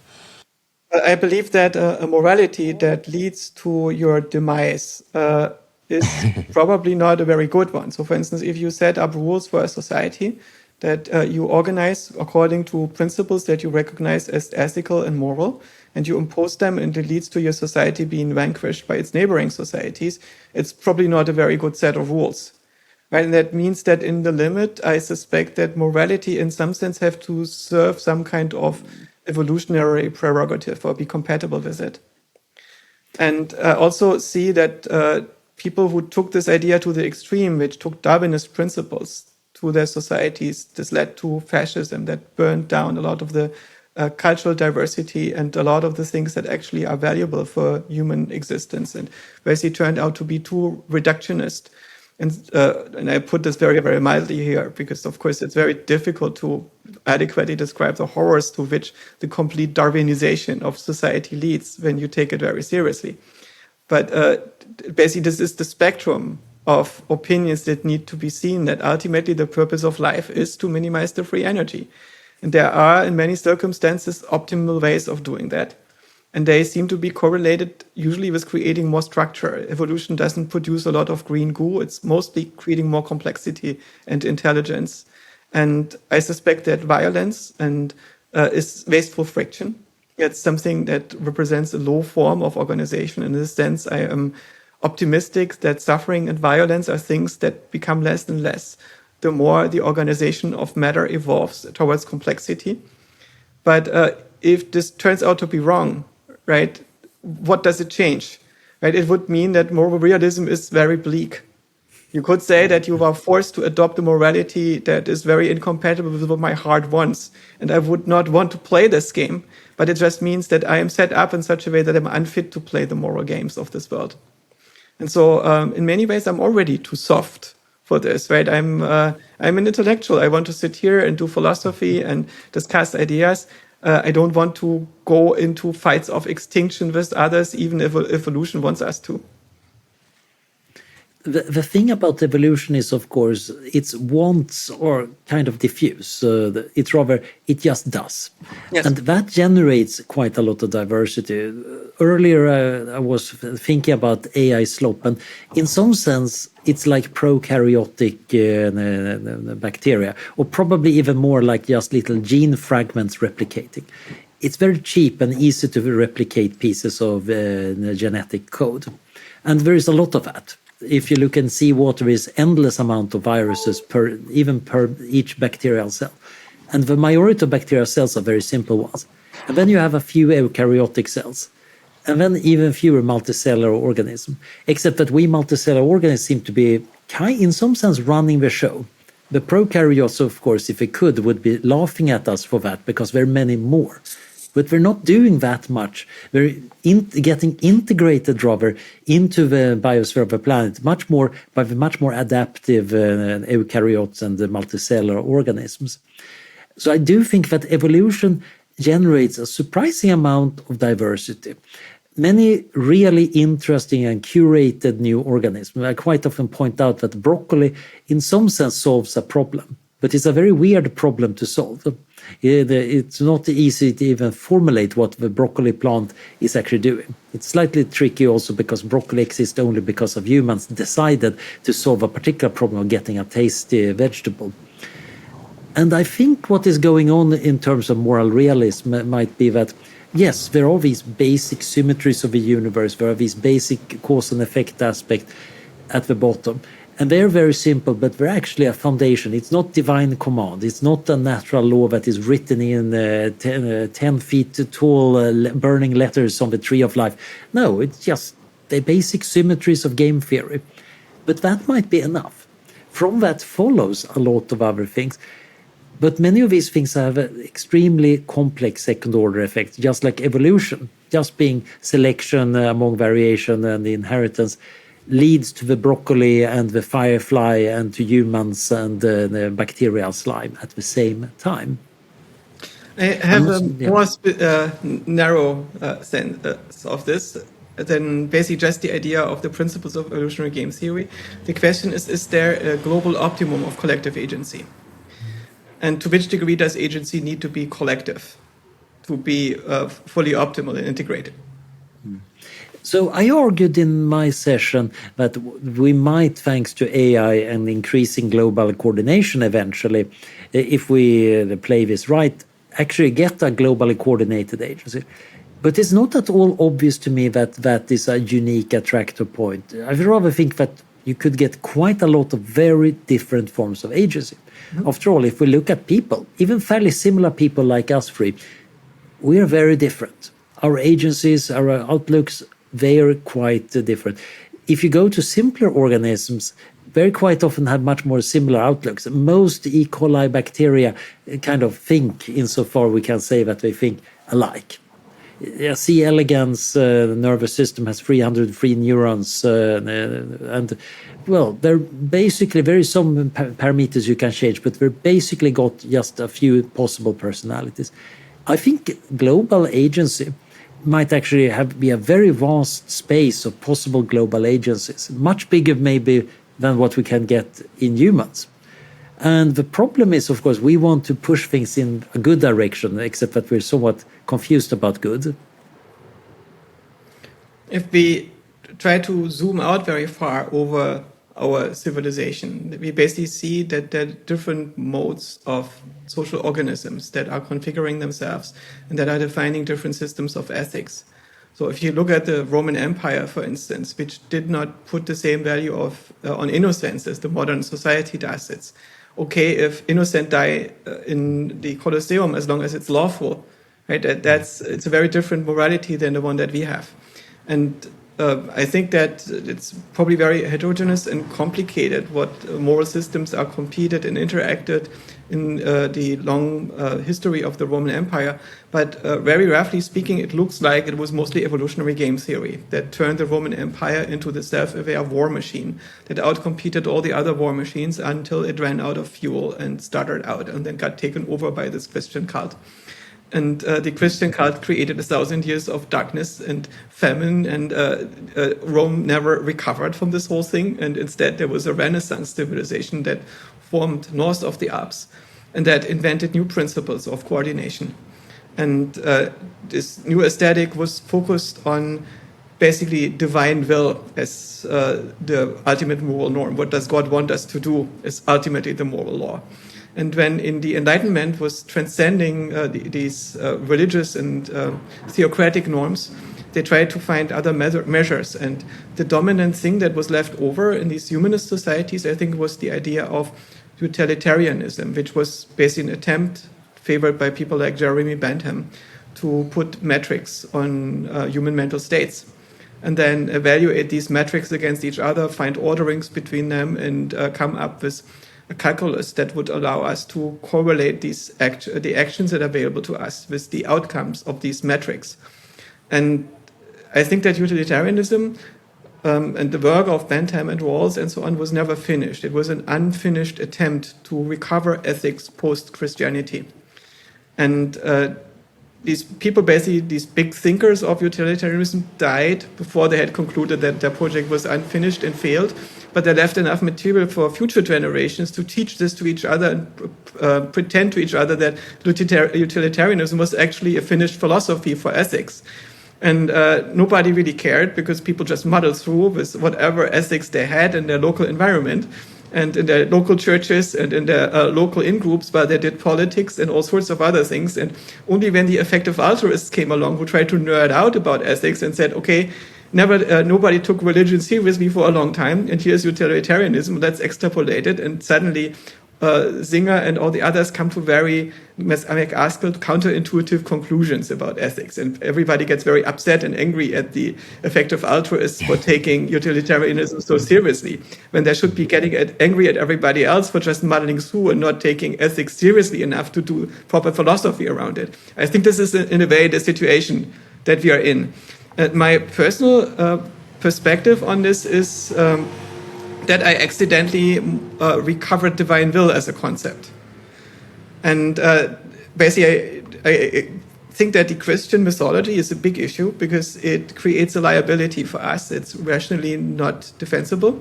It makes claims that cannot have rational evidence to support them.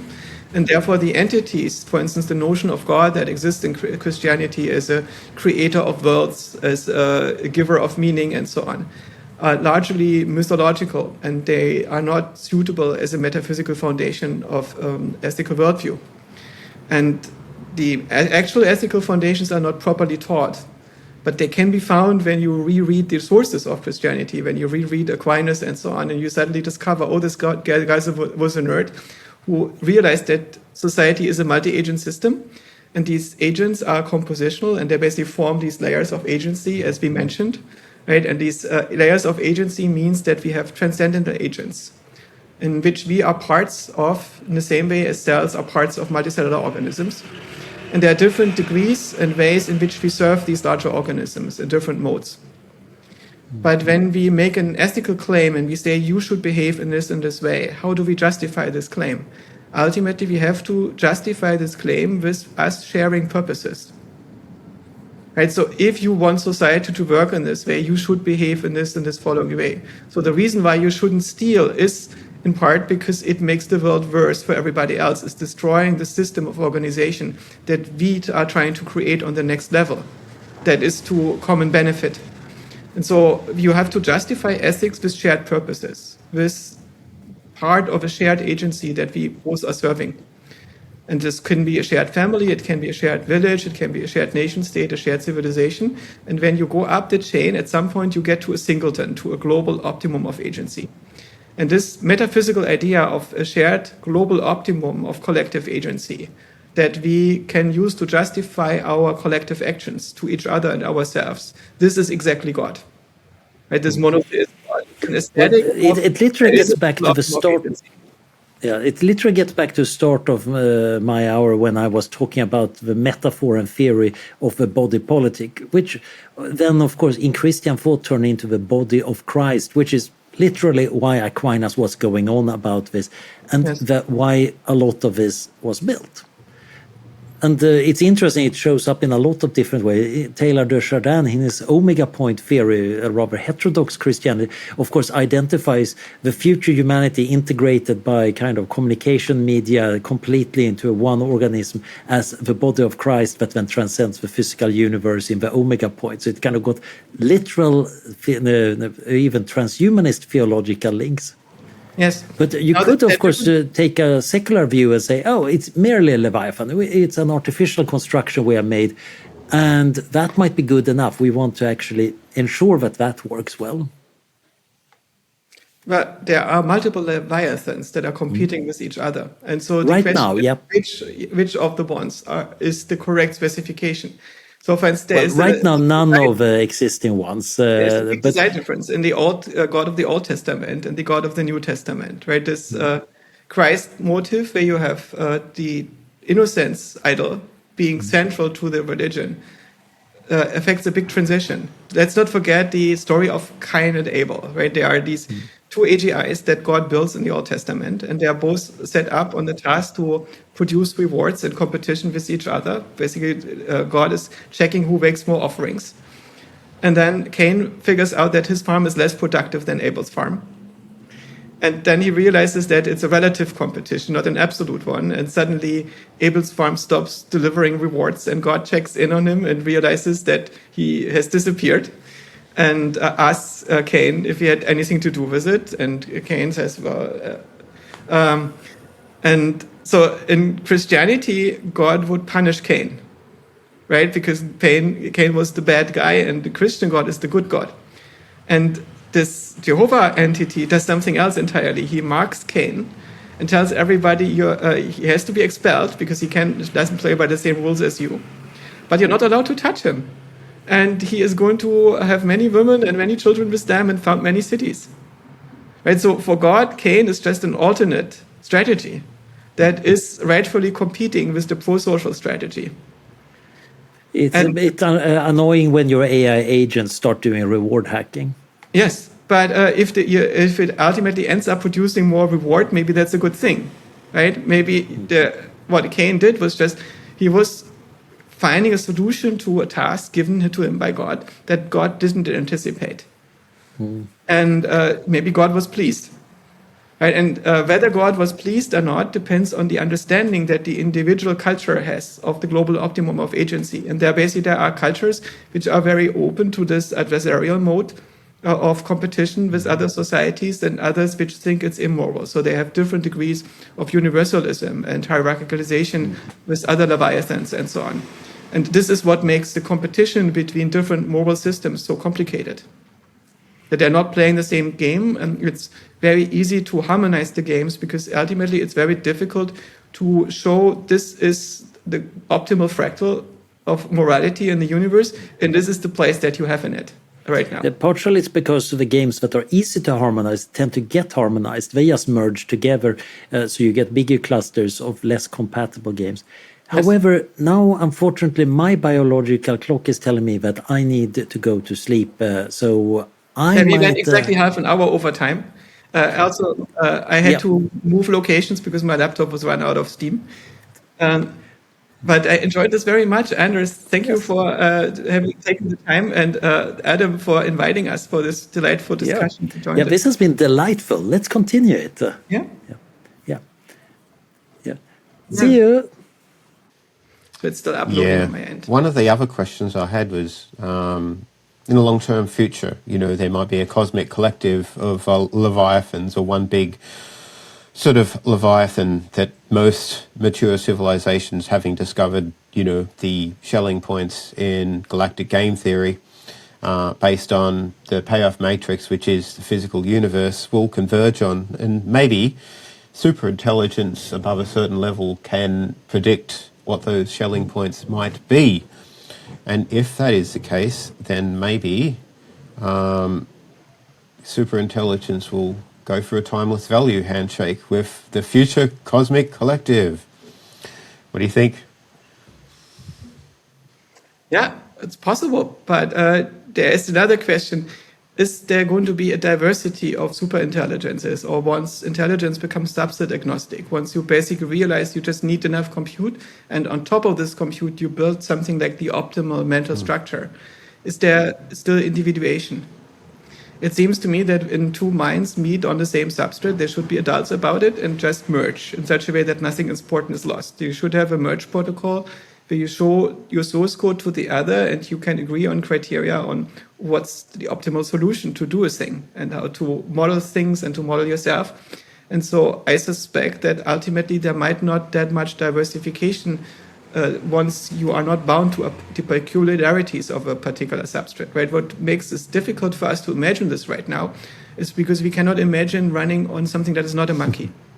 And many of the ways that make us human are bound to the ways in which our bodies work, in which our connection to the environment works, and biographies work, our relationships to parents and children have to work to make all these things happen. And if you imagine you could just live on an arbitrary computational substrate, if you can migrate on GPUs or into ecosystems or whatever can compute you well enough, and without losing your cohesion. And there is no thought that you cannot think. There is no knowledge that you will not have, right? It means that we are all meeting on the same point. And this can also happen with other intelligences. And I know that thinkers like Stanislav Lem thought that intelligence is always going to be contingent on the level of organization that you have. And there's going to be strata that are so vastly different that they cannot talk to each other. And this might well be the case, right? It might be that when you meet a thinking planet like Solaris, that there is nothing that you have in common with them, or that when you meet a civilization of intelligent, interlocked worms, like in the Fiasco, another of Lamb's books, that there is just no way in which you find common ground. But I suspect that if you build larger intelligences, they can model the smaller ones. And the smaller ones can integrate into the larger ones once they have a certain level of complexity. And so my own sense is that there should be a natural tendency towards the singleton rather than competition, that individuation is going to dissolve because identity ultimately is just a tool to get things done. And when there are better tools, we're going to give up identity. Well, if the universe permits, I want to be there to see that. Maybe you will. The question is some of the entities that existed back then, will they remember having been you? Maybe, maybe not. Yeah, I guess I guess I have to be profound enough. Yeah. Yeah. Well, it's been wonderful, Joscha, and I appreciate all your time. And yes, thank you so much. And I look forward to seeing more of your stuff as it comes out. So yeah, and thanks all to the. Thank you for bringing us together in these Oh conversations. yeah, it's great to have you like these amazing minds together and to talk about these sorts of things. So yeah, hi Lev. Hello, Lev. I'm about to leave, and I'm going to hand the heft to you. Yeah. Cool. See you, Joscha. Bye.